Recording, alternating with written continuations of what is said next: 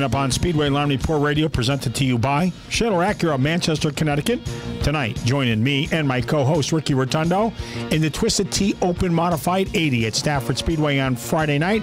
He finished 6th. We'll speak to him about that. Driver Richard Savary will join us in just a couple of moments. After years of success on the late model ranks in New England, veteran driver Ray Parent will take his racing career to the next level on Wednesday night, as he will make his NASCAR Whelen Modified Tour race debut in the Thompson 125. And we'll be taking your phone calls at 203-757-1320. We stream live at WATR.com. And to hear our show in the rebroadcast, you can now go to SidsView.com. You can also check us out on the TuneIn Radio and on the Simple Radio app. Today is Monday, June 11th. 2018, and Speedway Line Report Radio is headed your way right now. Gentlemen, start your engine.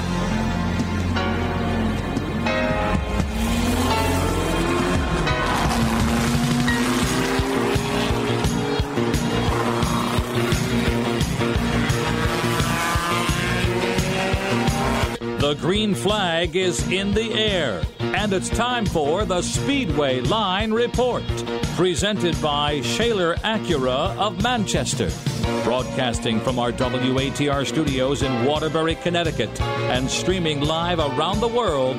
Now, here's your host. Hi, everyone, and welcome to this edition of Speedway Line Report Radio. Gary Danko here in our Waterbury studio at WATR 1320 AM. Also streaming online at WATR.com. And all of our shows can be heard in rebroadcast if you go to SidsView.com. My co-host is Rick Rotondo. Speedway Line Report Radio is presented to you by Shaler Acura, Manchester, Connecticut, and also being brought to you by J.M. Montesano Auto Body, Sign Pro, Jim's Lawn Care Service, Levine Auto and Truck Parts, Prestige Body Works, and Grotto Restaurant. Ricky, how are you? Doing well, thank you. Big night of racing last Friday night at Stafford Motor Speedway in the SK Modified Division. It was Ronnie Williams that got to victory lane. You are a member of the Eric Burnt race team. You guys finished 11th. What happened? Well, with 4 to go, we were running second, and we had a pretty good car.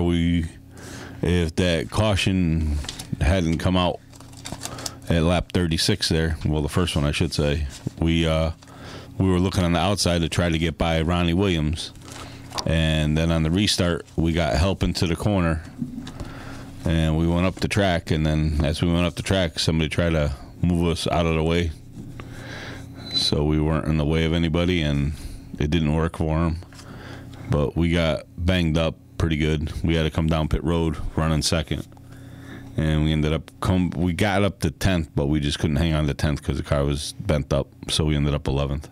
Okay. Yeah, as we mentioned, Ronnie Williams picked up the victory.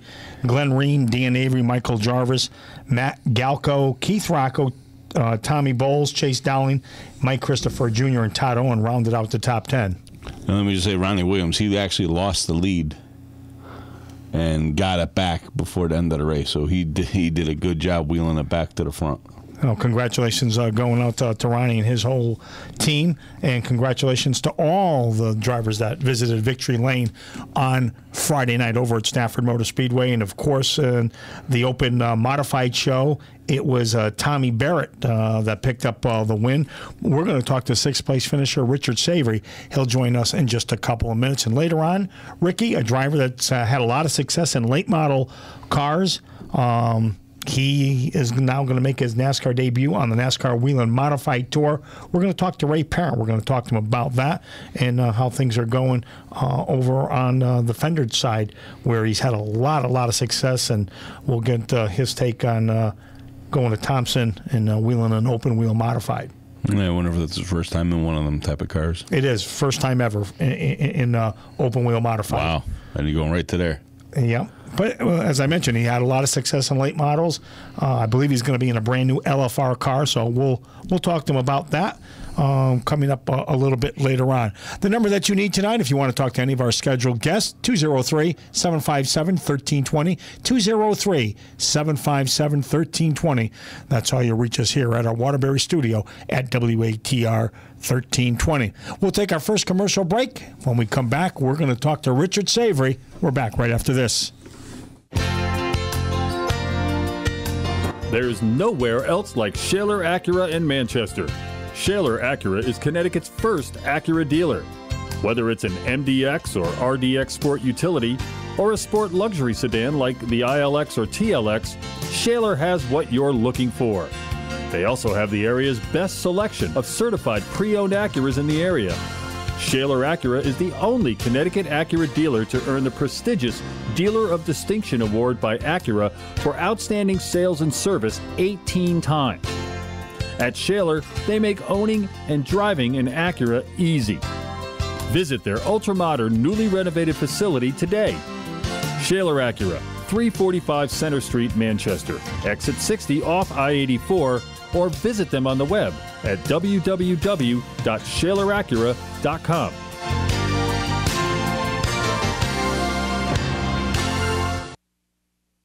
In the market for a new or pre-owned Acura? There's only one place to go, Shaler Acura in Manchester. Shaler offers the area's best selection of new and certified pre-owned Acuras, combined with being Connecticut's only Acura dealer to earn the prestigious Acura Dealership of Distinction Award 18 times. At Shaler, we make owning an Acura easy. Shaler Acura, 345 Center Street in Manchester, or visit us on the web at www.shaleracura.com. Opinions expressed on the Speedway Line Report do not necessarily reflect those of WATR management and staff, or the management and staff of the SpeedwayLineReport.com or VintageModifieds.com. Well, welcome back to Speedway Line Report Radio here on WATR 1320 AM. I'm Gary Danko. My co-host, Ricky Rotondo. Our first guest of the evening is all set and ready to go. He ran the 80-lap Open Modified Show Friday night over at Stafford Motor Speedway, the event that Tommy Barrett took down the checkered flag. But now joining us, Richard Savary. Richard, good evening. How are you? I'm good. How are you? Doing very well. Let's kick off the conversation. Sixth place finish for you Friday night. Tell us how it was right from when you unloaded. It was great when we unloaded. We went there with high expectations. We've been getting better each time. Hold on. Okay, buddy. I'll be with you. My son's excited to see me home. Okay. We unloaded. We set fast time in both practices. Car was great. Okay. Give me a minute, buddy. He's all excited, I see, huh? Yeah. So he's just going to go in the house. It'll be good. So, the car ran really well in practice. We had tried some new stuff, and it was high expectations going into the race. We had a different strategy than most, and actually turned out to be the same strategy that Tommy did. We pitted early, changed our tires early, and waited around, and it worked out perfect for him and I. We both got towards the front, and I guess with about 20 to go, I was running second to him. And on the restart, I hung myself up on the outside, and that's how we ended up falling back to sixth. Prior to our lap times were good enough to run where he was running. We just didn't. It goes back to what I've said many times there. And in restarts, I guess, is one of the bigger things. The guys that run there regularly, which was the guys like Rowan and Woody, the guys that went by me were the regular guys that raced there all the time. Knowing on a restart how aggressive you can go on that bottom groove and what you can do with the car. And once mine got back up to speed, I was fine, but there were no cautions after that, so we just stayed in line.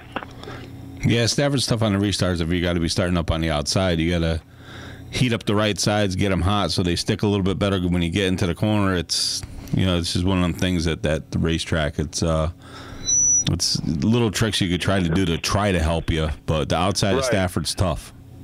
Right, and that's where I say that the regulars have an advantage to that. But exactly. Out and out speed, our car was great all day, right from the time we unloaded and right till the end of the race. We had speed in the car, and you hate to think I'm in racing as many years as I have to say that didn't have enough experience, but I don't race there enough to like those little things. I watch Rowan and some of the other guys trying to heat their tires up and flipping their tires, doing different things, and it works, and they know what they can get away with and what you can't. And the outside there seemed to be tough. I watched, as much as I can watch, I try to pay attention to who does what, and it was just the circumstances.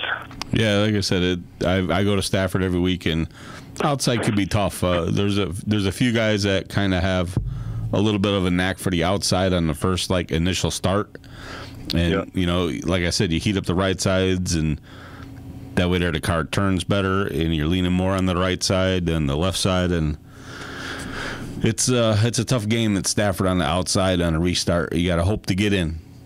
Yes, and that's how it unfolds. And then the good thing about Stafford is, as the race goes on, whether you pass, if someone is running low on you, you can pass on the outside racing, but and on the bottom, so that makes it fun.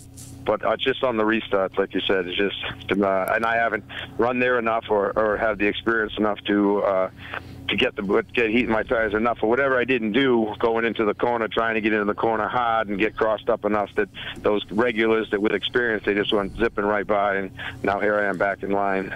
But prior to that, we ran 20-25 laps with Tommy, and basically I was just following him, and our car was really, really good. Yeah, I mean, I heard he was really fast, and so if you were staying with him, you had to be, really, really fast also. Yeah, no, we were. I was right within a car length of him for 25 laps while he had the lead, and saying on the radio, "I think we're good. I think we're good. We're just riding because we had to get to the end of it." And then on that caution, I said, now it's time to see what I have. I need to go, and I slipped right in turn one, and that was it. Now here I am, just running. Everybody's running. And I guess Rowan did get by him for a lap, and then he went right back by Rowan, and then he moved away. We're talking with Richard Savary about his sixth-place finish Friday night over at Stafford Motor Speedway in the Twisted Tea Open Modified 80-lapper, a race that was won by Tommy Barrett Jr. Chase Dowling was second, Dave Etheridge was third, Rowan Pennick fourth, and rounding out the top five was Woody Pitcat. Joey Cipriano was seventh, Matt Galco was eighth, and Keith Rocco was ninth, with David Schneider out of Northport, New York. He was 10th. And Richard, what did you think of the overall show for the modifieds? I commend Stafford for the way they run things. I thought the way they ran the whole process from practice to the heats, the whole thing was great. It was sped up. You didn't have to get there in the morning. There was no haulers in at 8 or an all-day thing. I thought it was done awesome as far as getting there like a regular show, showing up in the afternoon, getting in the regular cycle of practices, right in the regular cycle of heats. It was like just a regular race. And I thought Mr. Fox did a great job of explaining that that's how it was going to be done, in the officials, the checking after the heats instead of before, and the whole process I thought was excellent. I think everybody wishes there was a few more cars, but I think of the cars you had there, you had quite a few quality cars. Yeah, and Stafford's been getting really better at the weekly shows when we have that extra tour there, and whichever series it is, of helping speed up the process of the night.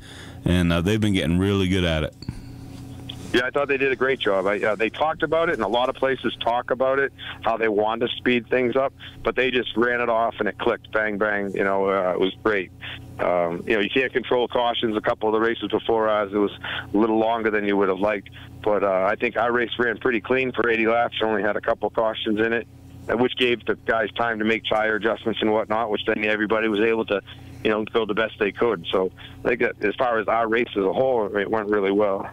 Tommy, did that track change a lot? Or excuse me, Richard, did that track change a lot from the time that you guys went out for practice to qualifying to the feature? Yeah, it did. Absolutely it did. But I have been there enough to know that. I have been there enough to know that the track during the day when the sun's out compared to at night when the sun's down, it does change a lot. Back in the day when I was running tour cars there, I remember quite often they had a draw for qualifying. If you were in the first 10 cars going out, you had to look for a provisional just to get in the show. Just that hour of qualifying, the beginning to end, sun up, sun coming down, the track changes so much. it gets so much faster. But it's just different. It's just the track has a lot of grip, and the sun's out. It's tight. The car doesn't want to rotate, and as the night comes on, then the car over rotates. And so that part has always been like that. So I think that now, even with the tour cars there, with that new qualifying setup, it's better for the competitors, and it's better actually for the fans, because I don't know many people that want to just sit and watch one car at a time, and the time it takes to start that first car to get to the 30th car, the track just changes quite a bit. So, but that part we had down. That's why I felt like in the race, like we had a really, really good car as the race went on. Because we made adjustments to that. Again, and that's a huge advantage to the regulars. Actually, I thought Friday nighttime there, a lot of times you get dew on the car and the temperature drops a lot. Right. And Friday night, that didn't happen. It wasn't hot, but didn't get as cold as we would anticipated it by 9:30 o'clock, whatever, when we were going out, and there was no dew on the car, so it was different. And I think the regular guys know, as they race there year after year, these are things that you do on nights like this, whether you tighten it up more or not, or as much or whatever. Again, that's an advantage to the regulars. Yeah, it definitely is, and just like at a few of the tracks that we've run on a weekly series and stuff like that, and you could tell by a little bit of dew how much dew is coming in, how much you got to tighten up the car for the night, and things like that. It's just one of the things you learn. It's a process, like you said. But I mean, you guys had a fast car out of the gate. You can't be complaining too much about that. No, I think we've learned, and I think I had that big emphasis on wanting to, I've had podium finishes at Stafford. I've won there in Pro Fours, but I want to win a race there in the modified. It'd be great too before I, end up hanging it up. So these times are getting closer to the end, and having a good car and having the opportunity, you're trying to capitalize. And a perfect example of the track and the conditions that, I get along well with Tommy, and I talked to him after practice, and he said how bad his car was and how unhappy he was. And we were talking about it, and I said, yeah, but tonight, you've raced here enough. You guys know what to do. Your car's going to be fast. You're going to be fast. So it doesn't matter to what he was doing during the day in the sun. And he just smiled. And then, after qualifying, there his car was right up there in the speed. And then obviously in the race, it looked like the way he's looked there in the past. Richard, something that you just touched on a few minutes ago, when it's time to hang it up. When does a driver know when it's time to hang up the helmet?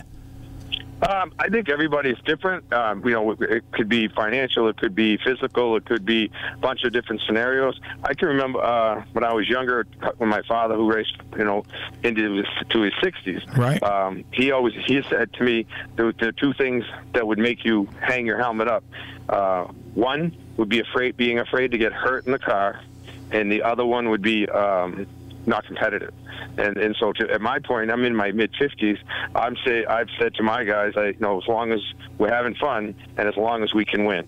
Right. Those two things happen, I have no problem with it. But when it gets to the point that I don't think I can win, or I'm not having fun with the guys that we're doing it with, at my age, there's other things to do. But for right now, I have the best guys you could have. My sponsors are my crew, and and they're just a great team.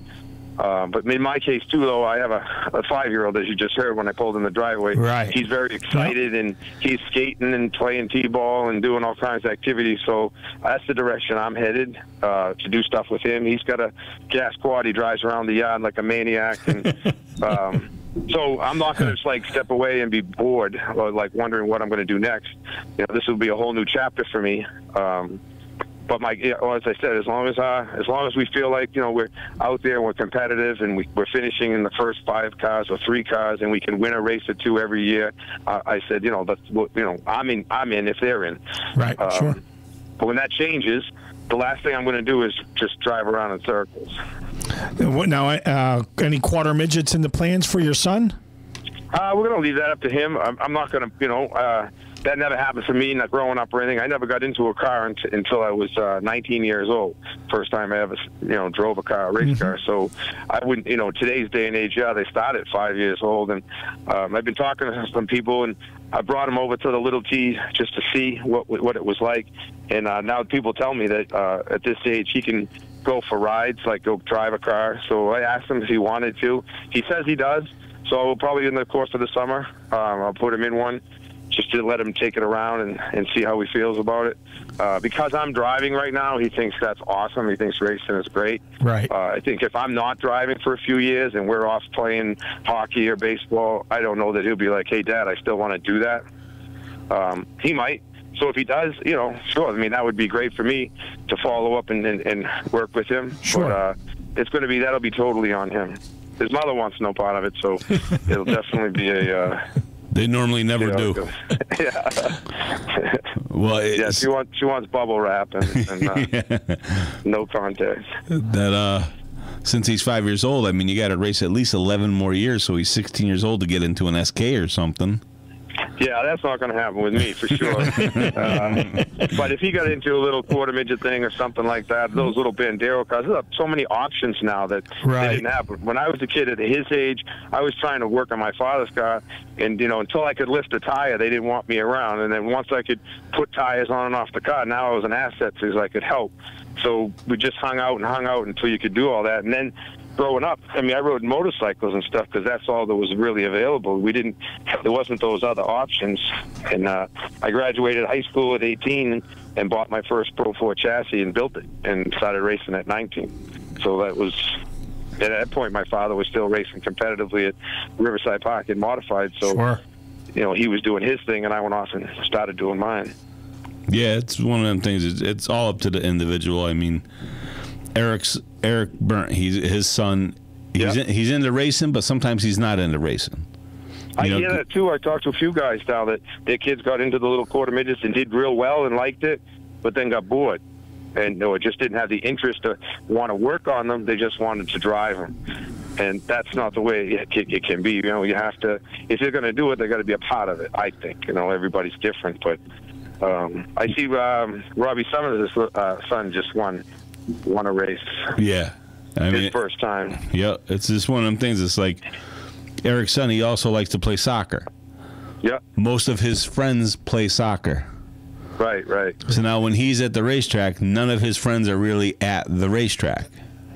Yep. But all of his friends go to the soccer games and stuff like that. So that's what it comes down to. What does the kid really want to do?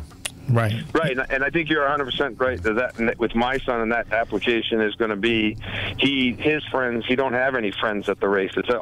Everybody that's my age don't have 5-year-old kids, so there's nobody that he hangs around with. When he comes to the races, he just comes to watch me race. He sees kids there, but he hasn't made any friends. All his friends here are like that. They're doing T-ball together. He skates together. That's what they're doing together. So as he gets older, if I'm not still involved in racing, when I grew up, I went to the races every weekend. I was to the races 3 nights a weekend. That's all I did. So all my friends were racing people.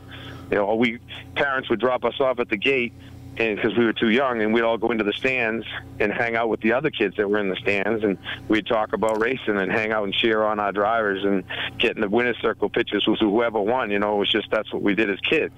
So that's how I grew up. It's different now. I'm sure that's what Eric's seeing as well. Yeah, like you said, it's just totally different now. I mean, the thing is, too, like you were saying before, there's so many different options for kids to get behind the wheel of, besides all the other activities that they have nowadays. Yeah, right. Exactly. We're talking with Richard Savary. We talked to him about his 6th place finish Friday night at Stafford Motor Speedway in the Open Modified show. We're going to talk to him about the Volante Modified Racing Series and some other things when Speedway Line Report Radio returns right after this. There's nowhere else like Shaler Acura in Manchester. Shaler Acura is Connecticut's first Acura dealer. Whether it's an MDX or RDX sport utility or a sport luxury sedan like the ILX or TLX, Shaler has what you're looking for. They also have the area's best selection of certified pre-owned Acuras in the area. Shaler Acura is the only Connecticut Acura dealer to earn the prestigious Dealer of Distinction Award by Acura for outstanding sales and service 18 times. At Shaler, they make owning and driving an Acura easy.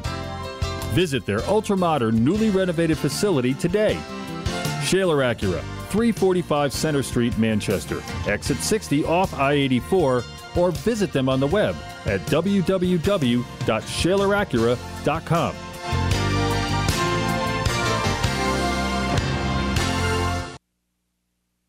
In the market for a new or pre-owned Acura? There's only one place to go, Shaler Acura in Manchester. Shaler offers the area's best selection of new and certified pre-owned Acuras, combined with being Connecticut's only Acura dealer to earn the prestigious Acura Dealership of Distinction Award 18 times. At Shaler, we make owning an Acura easy. Shaler Acura, 345 Center Street in Manchester, or visit us on the web at www.shaleracura.com. And welcome back to Speedway Line Report Radio here on WATR 1320 AM. Also streaming live at WATR.com, and all of our shows are archived at SidsView.com. I'm Gary Danko. My co-host is Ricky Rotondo. This show is also being brought to you by J.M. Montesano Auto Body Works. Specialists in auto collision, all work guaranteed. Located at 390 Lombard Street in New Haven. Give them a call if you've been in an auto accident at 203-865-1389. J.M. Montesano Auto Body Works. Once again, they are specialists in what they do, and all of their work is guaranteed. Located at 390 Lombard Street, New Haven, 203-865-1389 for J.M. Montesano Auto Body Works. Back on with our first guest of the evening, who finished sixth in the Open Modified Show at Stafford Motor Speedway on Friday night. Richard Savary's on the line with us. And Richard, so what's the next event for you, and how are things been going on the Volante Modified Racing Series? We started out the year pretty good with them. We went to Icebreaker, had a good car, fast car. Ended up with a mechanical problem. I went to Monadnock and finished third. Our next race will be back with them at Loudon. They have a 50-lapper coming up. So that's our chance to get back to Loudon. I loved going there when I was running with the tour and stuff. It's a great place to go. But it's just so expensive to run on that tour. So what you guys are doing and what Valente does and what Tri-Track does, it allows some of us to still compete with the better drivers and with good equipment, just not not as expensive as it is with the tour. Yeah, on the tour, everybody's like, that's like what Eric, they're like, why don't you get a tour car so you race up at Stafford? It's like, do you know how much money we have to put out just to have a tour car to race a few races at Stafford? Right. It's not the point of the car or the motor or anything else. It's all the money for all the licensing and the crews, the equipment, what they require. Now everything on the NASCAR gets a piece of everything. So everything that we used to, just even the roofs, the tethers, the seats, the gas tanks, everything is just has to be, and safety is great, and I'm all for that. Even with my car, that's what it is. Obviously, we have to try to have the best safety we can, but it just seems like every year they come up with new rules and new changes and new expenses and pit licenses and this fee and that fee, and it just it just got out of hand. Their tires, their cost of tires, and and for this year, for the first time, it's not going to change me at my age, but they finally put the purses up on the tour, which helps. I'm sure it helps some of those teams. I think they've made it so almost every race is $10,000 plus to win. Yeah, because of that wheeling sponsorship, which is great. I think had it been like that, years ago, the way it should have been. I mean, they went to Loudon. They go to Loudon now for $12,000 to win. Back, I raced at Loudon in 1991. It was $20,000 to win. Same 100-lap race. So, cost of racing didn't go down. Right. But the purse is, how do you take a purse for the first bunch of years at $20,000? And I mean, not purse, but the winners. And now all of a sudden it's to $12,000 or whatever. It's crazy. And everything else went up. Back then you didn't have to have a lot of the stuff you have to have now. And what do you like most about racing at Loudon, Richard? Same thing I like about racing, to be honest with you, at Stafford. It's more the prestige of what the facility is and what it stands for, and I feel that way about Stafford as well. The reputation it has over the years and the people that have won there and the quality of competition. So that's just something you want to be able to check that off and say, yeah, I did that. I was a part of that. I won there. Which I've been fortunate on almost all the New England tracks, including Stafford, but that was only back in the Pro 4s, to have won. And it was a big deal back then, and I wanted like at Oswego. I wanted Oswego, and I was like, that was such a cool venue, such a big deal. So, yeah, Loudon's fits right up there, I guess. That's like, as we would say when I was running on the tour, that's that's our Daytona, going to Loudon. Yeah, I mean, that's like I helped out somebody on the tour, and they happened to win at Loudon, and you got your picture taken on the big stage. Yeah. The mascot and everything else was there, and it makes you feel like, all right, we did something here. Right. Yep. I remember. Yeah, go ahead, Richard. No, I feel like Stafford brings that too. I feel like Stafford has that same kind of reputation. I think it's great to have a. I think the respect for that track is pretty high, and as we know, that the certain guys are better than others there. Whether it's a home track, I say home track advantage, or whatever. But that's one of those tracks that not many outsiders come in there, and some outsiders come in there and do well, but you don't come in there and dominate. That's What other racing are you going to be doing this year, Richard? We're actually just racing along. It's going to be the next race will be Loudon. We want to go to Seekonk's tri-track. We're hoping to go back to Stafford for the next Open. But we just have the one car, the one package, and we're just going to, when the car's right and we think we can be competitive, we'll run it. So that right now, that's the next couple races on the schedule will be, the tri-track races, because I feel like right now those are the best that we can afford to go to and have the best competition. If you can win one of those, which, you're running against all the different series, all the better drivers, all good equipment, but it's affordable. So if you can go and win one of those, which we were lucky enough to do that, I feel like that's a pretty cool accomplishment. And the next tri-track Open Modified Series event will come up at Seekonk Speedway on June 27th. They'll also be at Star Speedway on July 28th, and then back to Seekonk Speedway on October the 27th. But, Richard, thanks for your time tonight. Congratulations on sixth place finish. As you mentioned, you were right up there in the thick of things, but toward the end there got up on the high side of the track and kind of went back a few spots. But all in all, car came home in one piece, sixth place finish. Once again, congratulations to you and your team, and good luck the remainder of the 2018 season. All right, well, thank you very much. You're very welcome. Richard Savary joining us tonight on this edition of Speedway Line Report Radio. In just a couple of minutes, we're going to talk to Ray Parent, who's going to make his NASCAR Whelen Modified Tour debut at Thompson Speedway Motorsports Park this coming Wednesday. That is the next stop for the NASCAR Whelen Modified Tour. We'll talk to him about that and much more when Speedway Line Report Radio returns. In the market for a new or pre-owned Acura? There's only one place to go, Shaler Acura in Manchester. Shaler offers the area's best selection of new and certified pre-owned Acuras, combined with being Connecticut's only Acura dealer to earn the prestigious Acura Dealership of Distinction Award 18 times. At Shaler, we make owning an Acura easy. Shaler Acura, 345 Center Street in Manchester, or visit us on the web at www.shaleracura.com.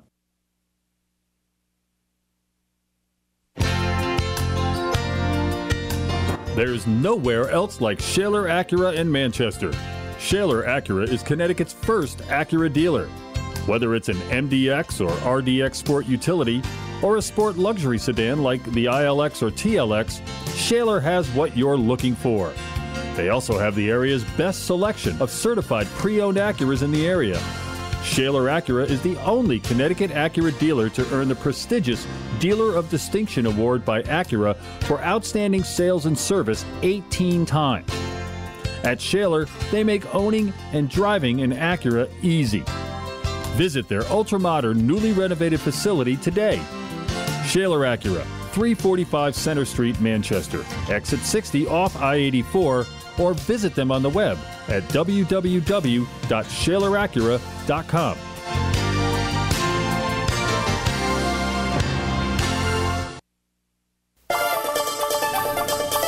Welcome back to Speedway Line Report Radio, presented to you by Shaler Acura, Manchester, Connecticut.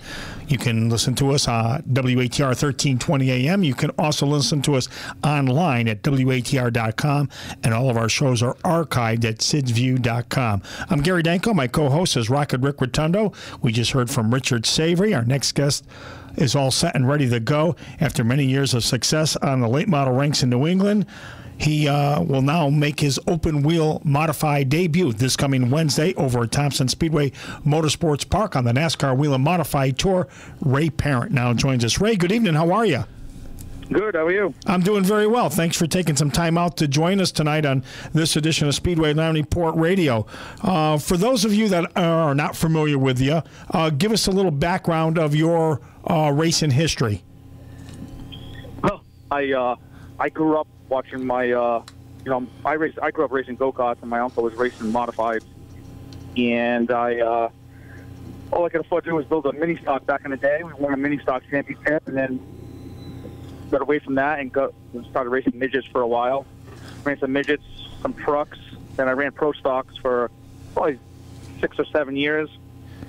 Finished second 3 years in a row for championship points at Seekonk, and decided I wanted to run longer races. So I left racing Seekonk and joined the American Canadian Tour so we could run some 100, 150 lap races, and I really enjoyed that. We had a lot of success. Sure.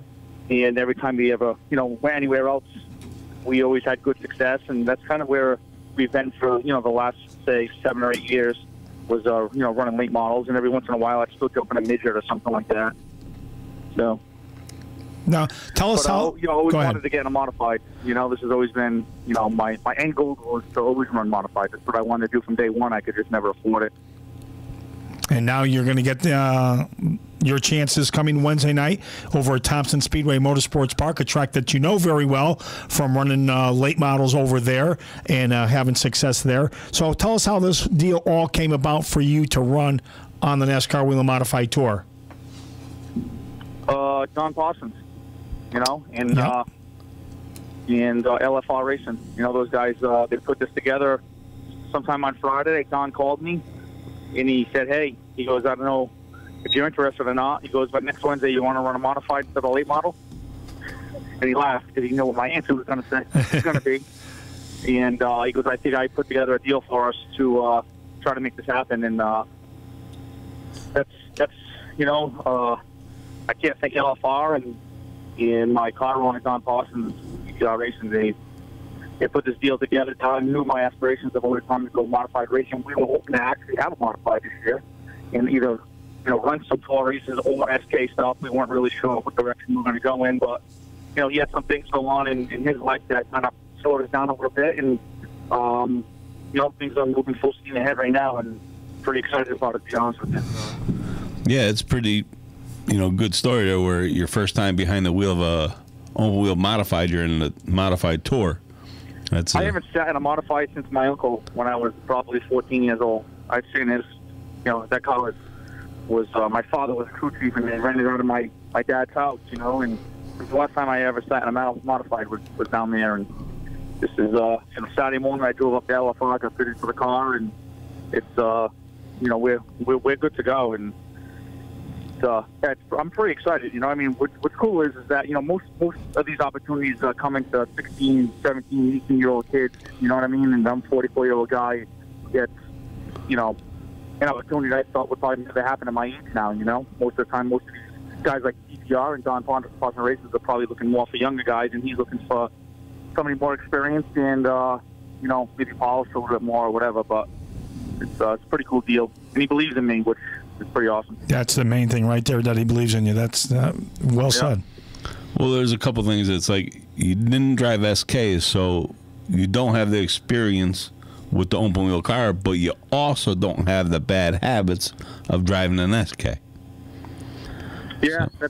That's true. And respect. I think people watched that race at Seekonk, the week before and saw the respect that went on the racetrack, right? And talking with Chase Dowling and stuff, the respect on the tour is much greater than it is running an FK, too, There's a lot of give and take more on the tour than there would be, trying to run 25 or 30 laps on an SK.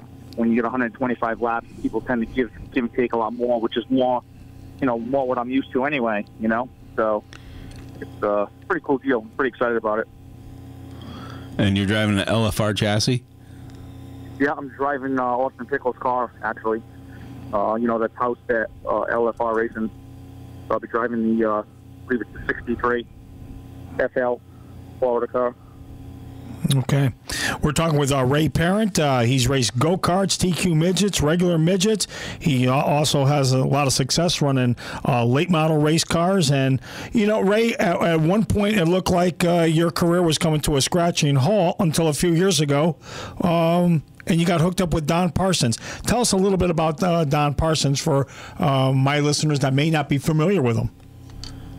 Yeah, Don, he has aspirations of probably, owning a Hendrick Motorsports or something someday. He is a big racing fan. He loves race. He doesn't miss a race. He'll be at Stafford, Peacock, Thompson, Waterbury. Even if we're not racing, he'll every Friday, Saturday, Sunday, you'll see him on a racetrack. He just loves it. And he's charitable. You know what I mean? You saw our car last year with Make-A-Wish and, honoring, the military.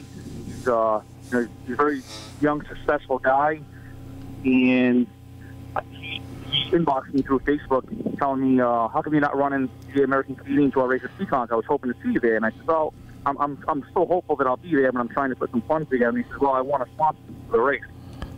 So that's the first time in my whole racing career anybody ever reached out to me and told me that they wanted to help me out.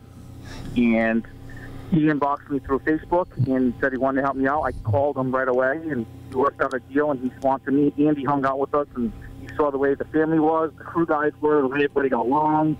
And I honestly believe he just had a good time. We got along with his family. He got along with us. And we hit it off. Yep. And he saw something in me that I've been waiting for a long time for people to see, that I can drive. I'm, genuinely a good guy. I keep the stuff in try to keep the stuff in one piece anyway.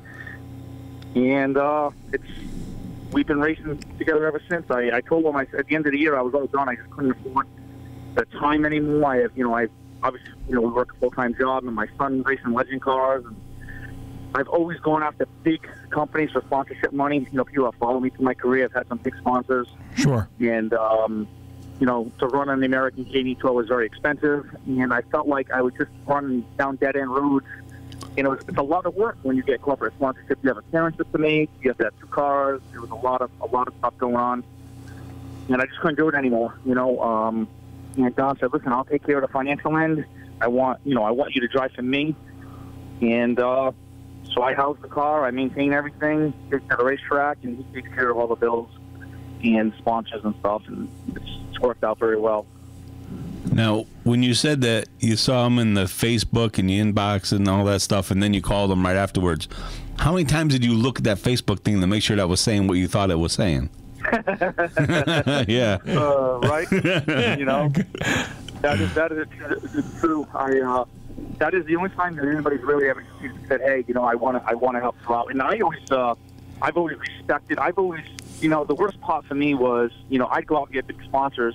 I'll go out and get sponsors, and then the next thing I know, my competitors are calling them up, asking them to sponsor them too. And to me, that's, I lose a lot of respect for people when they do that. I think what they should do, and I'm in sales, and marketing and stuff for work, in my full-time job. So, I actually would say, okay, well, Ray Parent for Antro in this comp, Antro's competitors, right? Who are their competitors? Who are them? So let's go up to FlexCon and, all these other companies and say, hey, Antro sponsors this guy. You guys should get involved in this. That's what they should be doing, and not going after, directly, somebody's. And that's a big mistake that racers make, right? They think it's real just easy pickings, but the easier pickings is actually going after their competitors. People see a body shop on the car, drive down the road, see who the closest body shop and says, hey, this guy sponsors your car, And I would have never reached out to Don and said, hey, you want to sponsor me? Because he was already sponsoring a bunch of people. So when he inboxed me, I was really surprised. Very surprised, actually, And, of course, for people that aren't familiar with Don Parson, he is the owner of Anytime Realty. And, of course, they've been around a long, long time. And tell us more about your conversation with Rob Fuller and what had been some of the suggestions from people knowing that now you're going to be behind an open wheel modified. Have they given you any, suggestions of what to do, what not to do? No. They said, just do what I do. Just do what you do, okay. Just do what I do. I drove a K&N car last year. Everybody was, I had the best finish the K&N car that I drove was the best finish that car's ever had.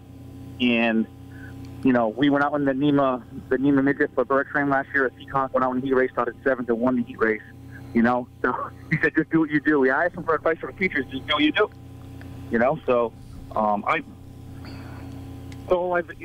I ever wanted to do from a little kid was race. You know what I mean? Sure. Racing go-karts and building stuff. I mean, I could rebuild and build, and I could build my own race cars. I understand the whole dynamic of the whole thing.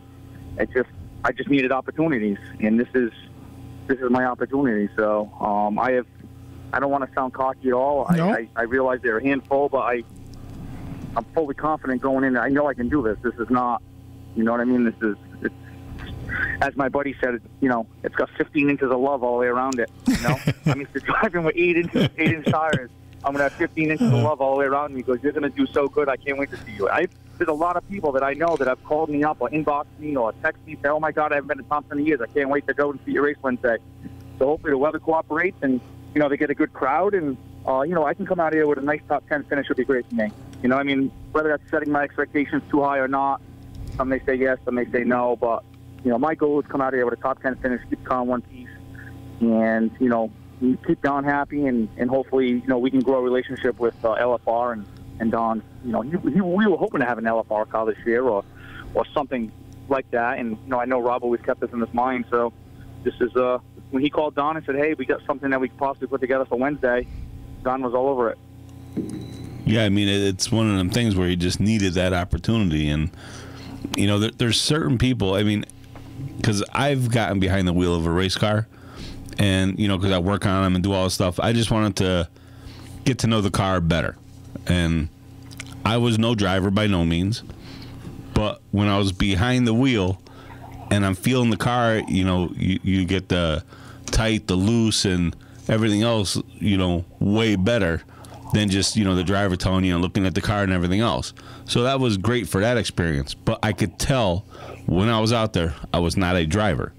And there's certain people that are drivers. It doesn't matter what you put them behind, they're going to drive it. And, just knowing what you're good at, I know that I was not good at driving on the racetrack. And, I could drive on the street, no problem. I'm the best in the world there, but... Listen, I get you. We go to my buddy's house. He's got a bunch of golf carts, and golf carts become race cars very quickly. So it doesn't matter what it is we race. You love the race, and you love to do it. You race. You race anything. This just has a little bit wider tire and a little bit more power. So, I'm good with it. Excited about it. We're going to take a commercial break. When we come back, we'll continue our conversation with Ray Parent. He's going to make his NASCAR Wheel and Modified Tour debut this coming Wednesday over at Thompson Speedway Motorsports Park. We'll talk to him more about that when Speedway Line Report Radio returns. There's nowhere else like Shaler Acura in Manchester. Shaler Acura is Connecticut's first Acura dealer. Whether it's an MDX or RDX sport utility or a sport luxury sedan like the ILX or TLX, Shaler has what you're looking for. They also have the area's best selection of certified pre-owned Acuras in the area. Shaler Acura is the only Connecticut Acura dealer to earn the prestigious Dealer of Distinction Award by Acura for outstanding sales and service 18 times. At Shaler, they make owning and driving an Acura easy. Visit their ultra-modern, newly renovated facility today. Shaler Acura, 345 Center Street, Manchester, exit 60 off I-84, or visit them on the web at www.shaleracura.com.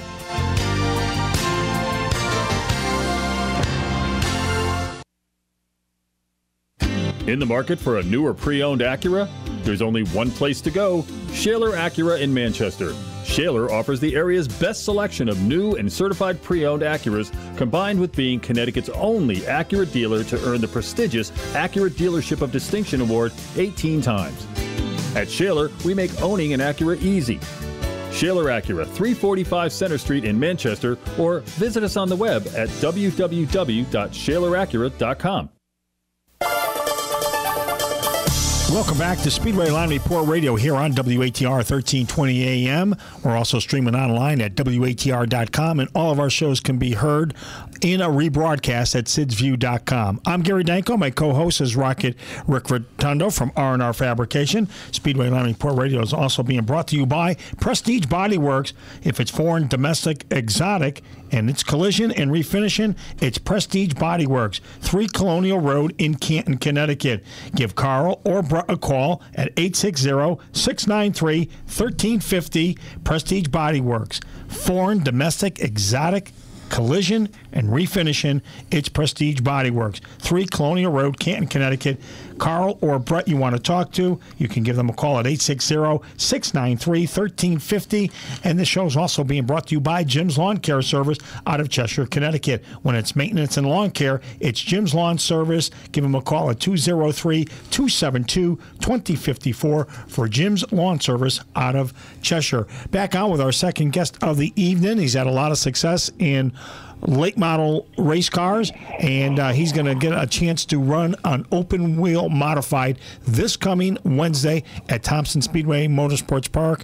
Ray Parent back on the line with us. And Ray, now who's going to actually be your crew chief, spotter, the same guys that have been with you for a long time? Actually, no. Wednesdays have always been tough for me because most of my guys all work and have full-time jobs, and I have. So the crew that usually crews the car for Austin Pickles is actually coming with the car on Wednesday. I will have 3 or 4 of my guys there helping out. And but as far as crew chief and car chief and spotter and tire guys will all be Austin Pickles' crew, actually. Okay. Well, that's going to be a huge help. I don't really know who those guys are. So that is going to be a huge help, actually. And that was a decision that was made by Don, myself, and Rob Fuller. It made the most sense for us to have the most success that day. It just made the most sense to do that. My guys don't have any experience picking tires for modified. As far as the spotter goes, I have some of the best spotters that work for me or help me out on weekends. But they don't understand the whole. I know the experience from running on the tour, but the way the tour runs things is different than a weekly racer goes. You know what I mean? So it's important that I have a guy that understands the whole race sequence and is talking to me. So my guys will be there as a backup support, but as far as the primary team goes, it's all going to be Austin Pickles' team helping me out. Ray, what kind of power plant is going to be underneath the hood of that LFR car? It's a Roush spec engine. I don't know much other than that, except that it's a good car. It's got all of the good stuff in it. Sure. If I had a lot of experience, maybe I'd set my expectations to go out and win the race. But that's probably not realistic with my experience. I really want to go out there, keep the car in one piece, and come out with a top 10 finish. Well, good. Well, I'm glad you're getting an opportunity to fulfill a dream to get behind the wheel of an open wheel modified, on the NASCAR Wheel Modified Tour this coming Wednesday night over at Thompson Speedway Motorsports Park. And Ray, thanks for your time tonight on this edition of Speedway Line Report Radio. Good luck this coming Wednesday, and I hope there's more opportunities for you to get behind the wheel of a modified race car. Thanks. I appreciate it, guys. We'll see you Wednesday. All right, very good. Ray Parent joining us tonight on this edition of Speedway Line Report Radio. Speedway Line Report Radio is presented to you by Shaler Acura of Manchester, Connecticut, and also being brought to you by J.M. Montesano Auto Body, Sign Pro, Jim's Lawn Care Service, Levine Auto and Truck Parts, Prestige Bodyworks, and Grotto Restaurant. And Ricky, I like seeing that where a driver's going to get an opportunity in some good equipment to make his debut on the NASCAR Wheel Modified Tour. What better place? Thompson Speedway Motorsports Park, big 5/8 mile speedway. No, it's definitely really good for him, especially having the guy's crew and everything else with the car. And you can't ask for anything better than that for that to be your first race. Right.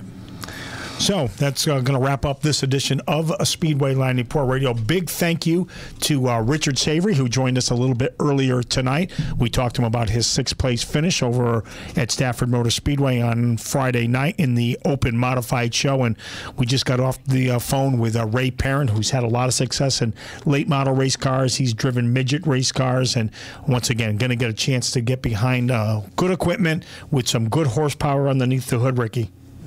Yeah, it's definitely going to be a Roush motor LFR car, and he's got everything going for him. So hopefully he has some luck and gets a good finish. Okay. So, once again, big thank you to our guests. Big thank you to our marketing partners here on Speedway Line Report Radio. And we'll be back with you next Monday night from 6 to 7 right here on WATR 1320. Don't forget SidsView.com if you want to hear any of our shows now. In a rebroadcast, SidsView.com. So for Steve Noxon and the rest of the gang, my co-host Ricky Rotondo, we'll talk to you next Monday night at 6 p.m. The preceding has been a GMD production. Don't forget to listen to Gary next Monday night for more auto racing news on the Speedway Line Report. And remember, the show can be heard in a rebroadcast on SidsView.com.